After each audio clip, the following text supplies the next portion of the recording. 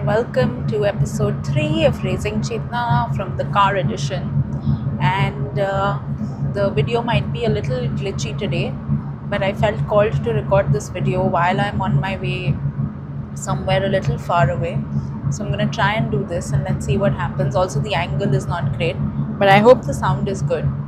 And so today there's a lot of things that come to my mind that I could talk about, because there is a certain way in which I lead my life, which is in the mode of awareness. I try to do it. There are, I'm sure, often times that I completely fail at it.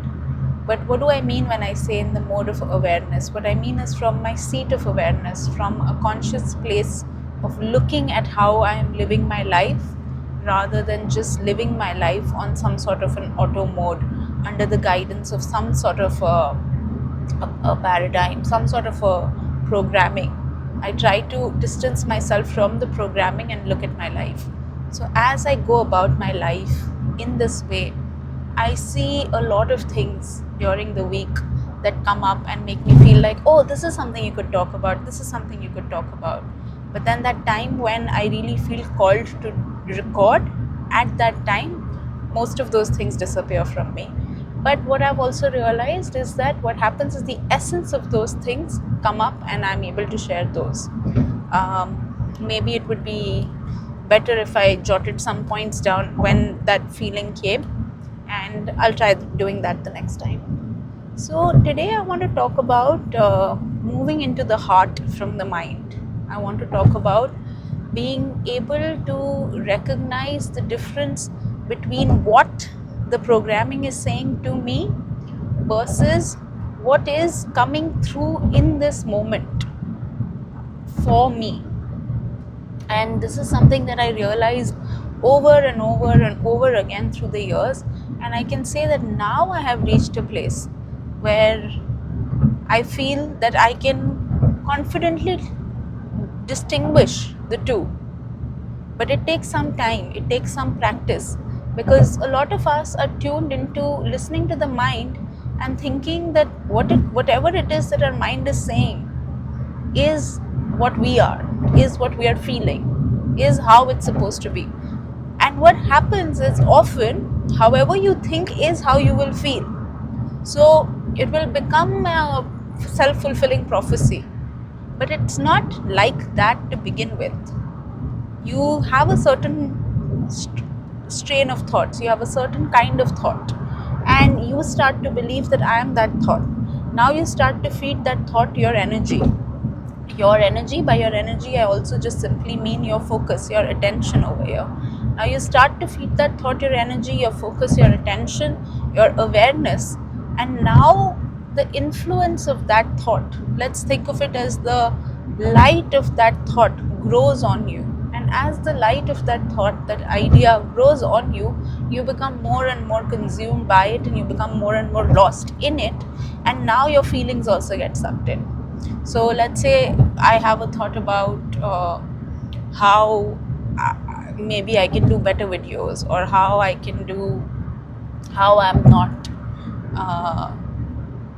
I'm not regularly doing more videos, let's say. Now, if that thought is coming from a place of programming, which is a place of unawareness, which is a place of unempowerment, and I do not realize this within time, now I can start to feel very negative about my work. And that negativity may or may not be related to the truth at all. I would, in that case, totally discount all of the good work that I'm doing, all of the Instagram weekly lives that I'm doing, all of the coaching calls that I would do, all of the conversations I have with people out in the world. Now, what is wrong with this? What is wrong with this is not about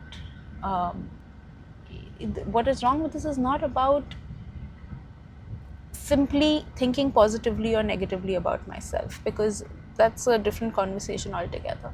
What is wrong with this is has to do a lot with how dense my energy becomes if I keep surrendering to the programming, What I've come to realize over the years is, okay, it's great to understand that I'm being of the light. It's great.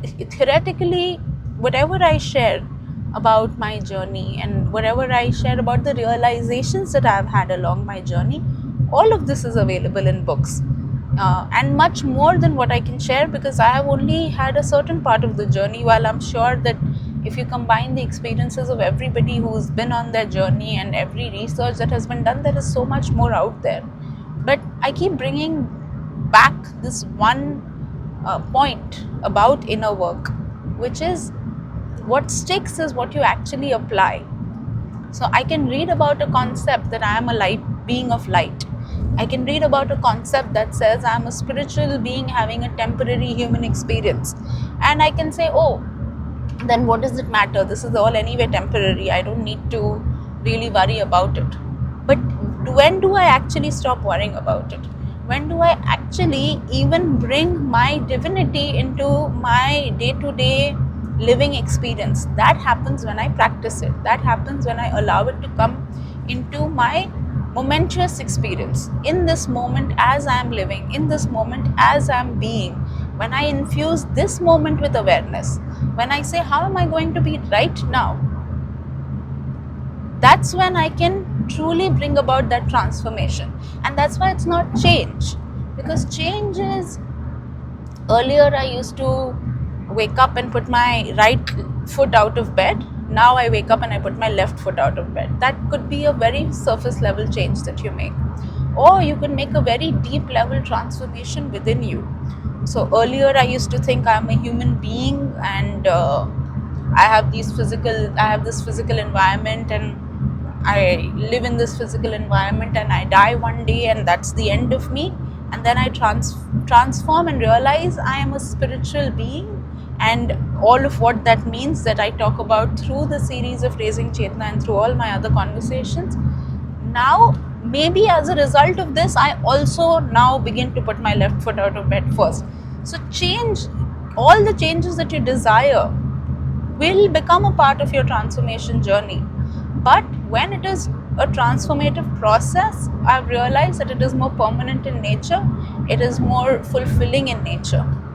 So why I spoke about infusing every moment with awareness is because in our generation, in the times that we live, are automatically people of the mind.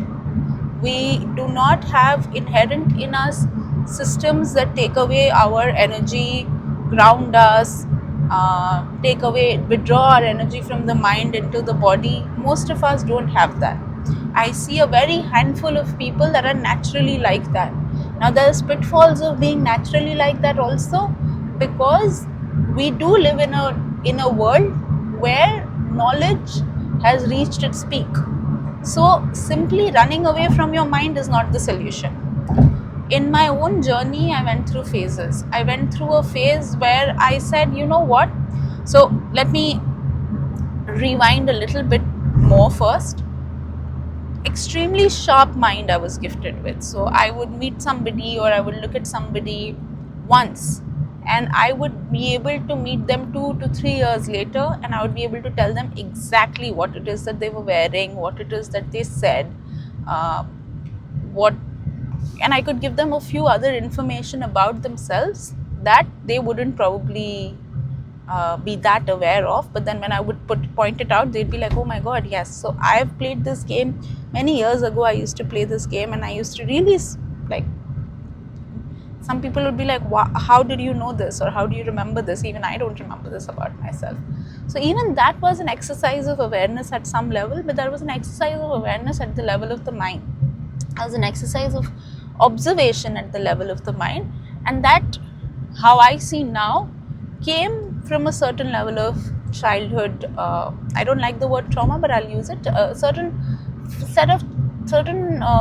amount of childhood unsettlement, because when as a kid, when you are subconsciously wide open, and at that time you become open to a very distressed environment, now you expand rapidly. You expand much more rapidly as a kid when you're open to a distressed environment than you would if you were in a very safe environment, because now you have no need to expand outside of what your family wants you to expand to. But when you are in a distressed environment, it becomes a little bit about your safety. It becomes a little bit about survival. It becomes a little bit about ensuring that you are getting a continuous supply of love. So you expand. Now what happens? As you expand your field, as you expand the field of your mind, as you expand the field of your consciousness, you could either get lost in it, which is what happens to most people that have now as adults things like ADHD, or eventually get things like bipolar or Parkinson's or any amount of depression, anxiety. All of that comes to, I feel, much more to your slightly more intelligent type of people that have had that expansive mind, but have then as adults not the tools to work with that. Now, therefore, the movement from the mind to the body, because we've created this huge field around us, we're able to welcome a lot more abundance within our lives than a lot of people around us that are not so tuned into the vastness of their expansive field that they created because they did not create such vast fields as kids.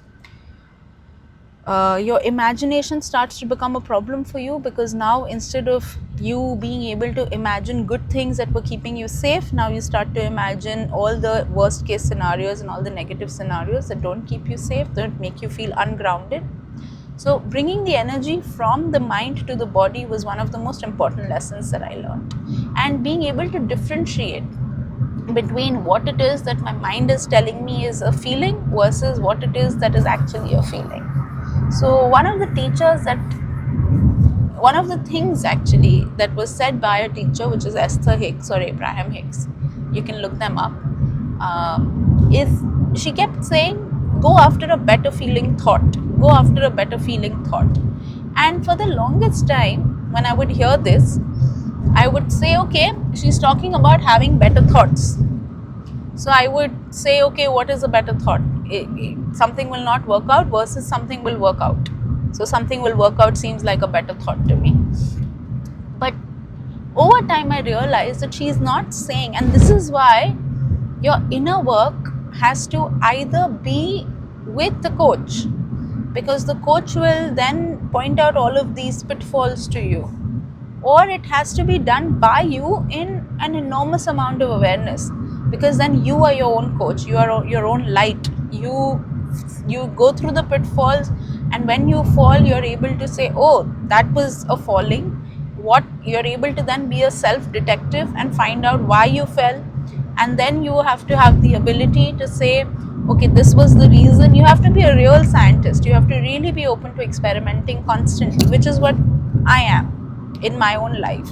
And it takes much longer being this way than it would, like if you sat down with me, I would tell you all of the things that I have learned in the last 10 years by looking at you talk about a problem you were having in your life for 10 minutes.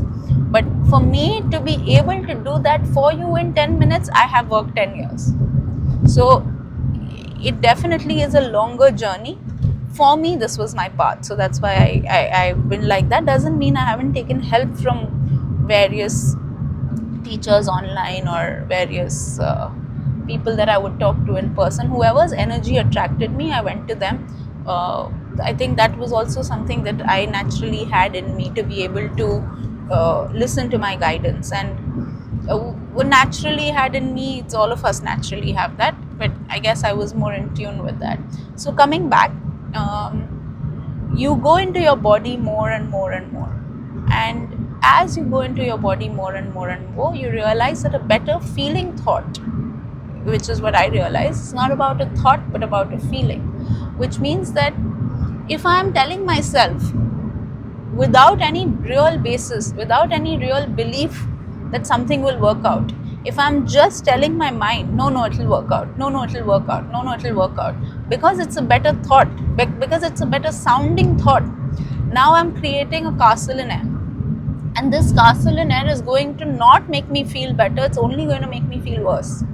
Because not only am I absolutely ignoring how I am feeling, because your body knows, your body will always tell you the truth most immediately, but are you tuned into listening to the body?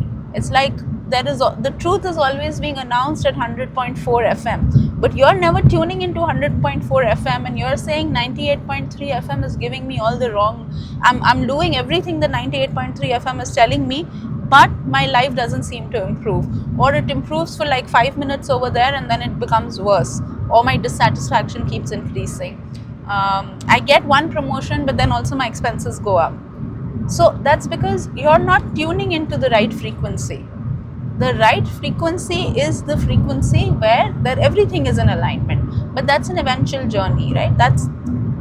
I'm seeing that today's is becoming more of a teaching than sharing, but know that the way I'm reflecting on all of this is through my journey. So even I went through this.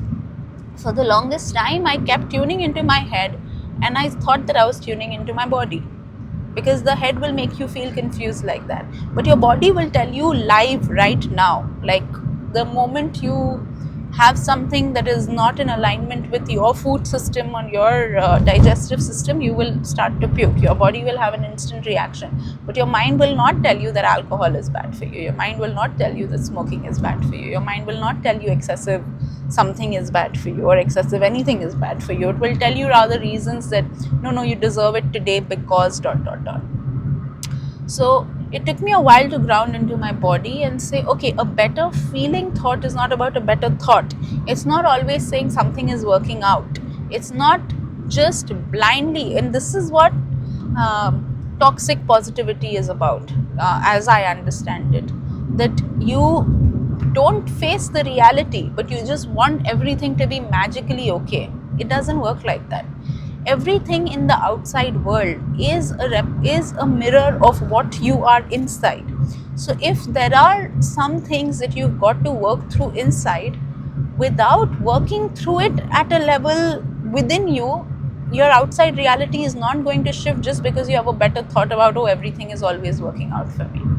It's going to shift when you've done the inner work, and then when the habitual mind pattern brings an attack, saying, my God, nothing is working out because look at this, look at that. When you don't have proof for things not working out for you, at that time you switch your gears and you ground yourself back into your body by saying affirmations like everything is working out for you. That could become a better feeling thought when that level of work has been done. But if that level of work hasn't been done, there are certain ways to go about it. So sometimes to me those ways were truly grounding myself in gratitude. Not, again, this episode is largely about knowing the difference between the mind telling you that you need to feel grateful, because if you are grateful then things will work out for you. This is too calculative, versus something as simple as feeling grateful. It is your mind telling you that you should go on a walk because going on a walk grounds you, but you're going on a walk and you're constantly in your head. That's not, or I will sit down for meditation, but the entire time that I'm meditating, I'm actually only thinking. This is not you doing inner work. This is you hiding behind a shell and thinking that you're doing inner work, and this happened to me also for parts here and there. Real inner work has immediate real progress at all times. It definitely makes you feel light and easy instantly. How light and how easy you will need to feel over time will depend on how much you've gathered that needs to be released, and what is your pace and what is your speed and what is the frequency. Those are very individualistic questions, but it is very important to realize, and it is very important to understand that tuning into your head over and over again is not the way to going deeper within. So I was talking about gratitude. I'll come back to that. So I can logically say that, oh look, so many things are beautiful in my life. Oh look, this is nice. Oh look, I have a nice car. Oh look, somebody is coming and giving me food. But that's not going to help me. If at that time I'm not feeling the gratefulness for life bringing these things to me, doing that exercise mentally is a better thought and not a better feeling thought. A better feeling thought at a lot of times could actually be allowing yourself to be angry. Could actually be at different times to allow yourself to feel the emotions that are coming up as they're coming up. That is what riding up the emotional scale feels like. Being a nice person on the outside all the time is a trick your mind tricks you into, because it does not want to show another that you have a multiple faceted personality. But you do, right? You're infinite, so you have everything. You were open from all angles, you were porous, so everything flowed in. So you have every aspect within you. Now it is the inner work is about you slowly taking each aspect, allowing it to show itself as it is.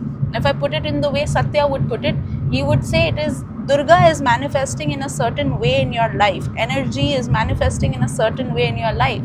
And by saying no, I am not somebody who gets angry publicly, or no, I don't talk like this to people, you are rejecting your own energy.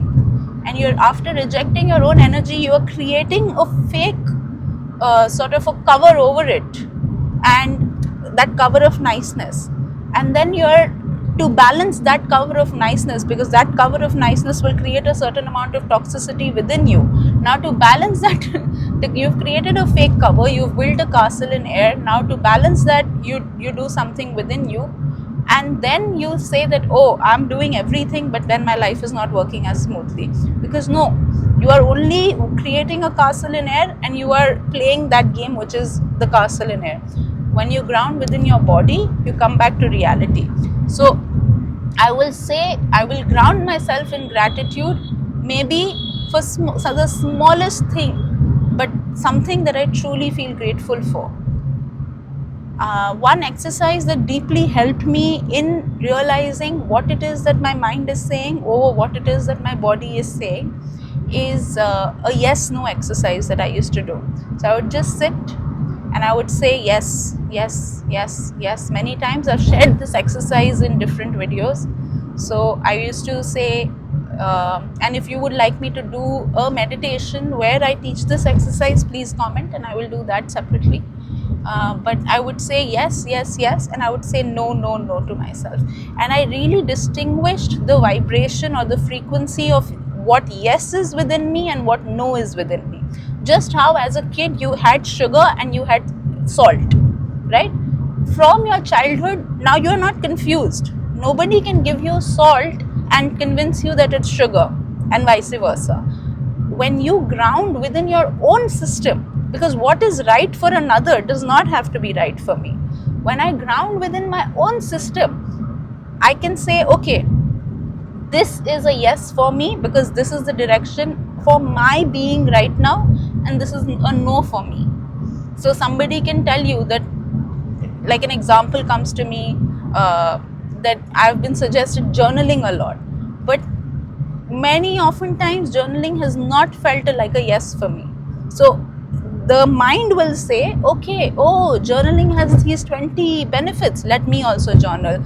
The mind will say, oh, making a gratitude list has all these 20 benefits, let me also do it. But now you're just chasing like a headless chicken. That is why it's called a headless chicken. Even the story of, I don't know who it is, Rahu or Ketu, whoever one is headless.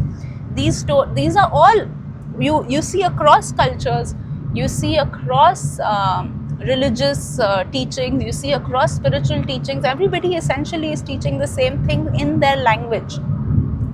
So you panic, and in that state of panic you just want that problem to not be there, and that's why today you will say one thing, tomorrow you will say another thing.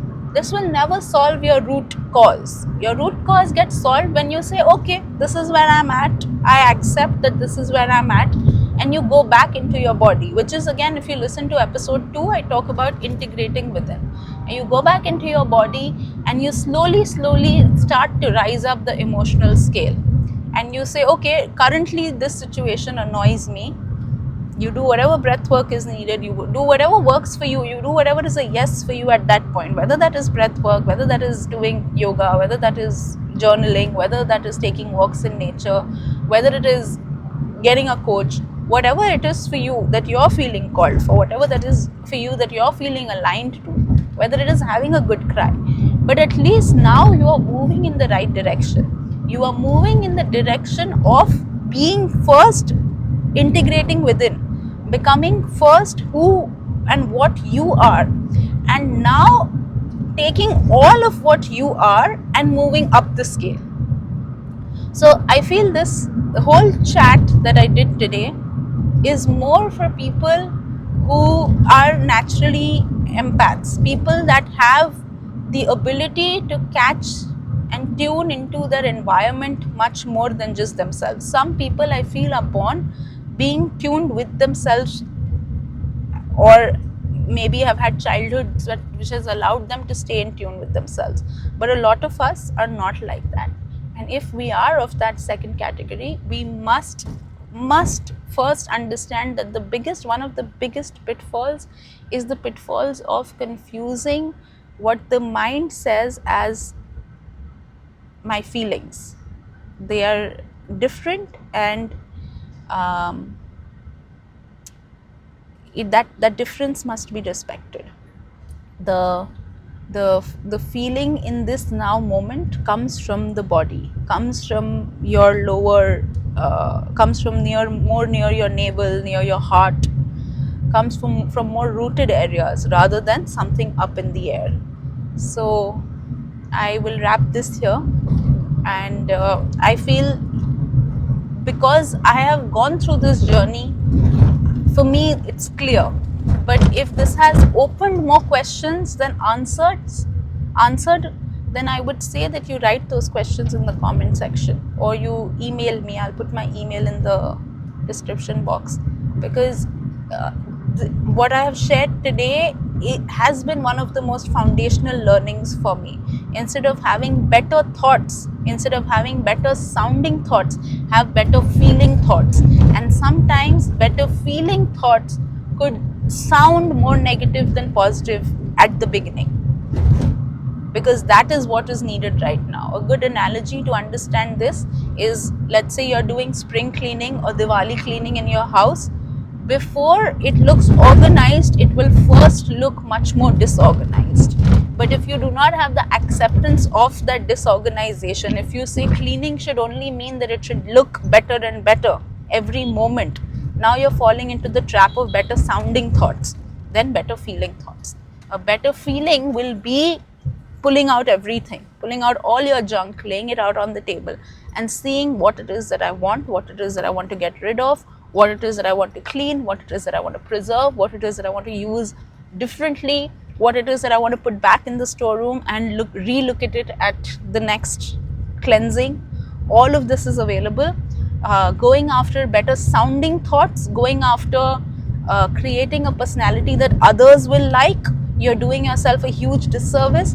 Going after creating a personality that you like, you're doing yourself a huge service, which will basically have compounding both of them will have compounding multiplying effects. One will be in a positive direction for you, and one will be in a negative direction for you. So this is one thing that I have learned through my journey, and maybe if somebody told me this, and if I was able to grasp what this meant earlier, maybe some of my time would have been shortened, but the lesson has been learned beautifully because of the number of times I fell into the trap of the mind. So that's that. I'll wrap up here. Thank you. Bye bye.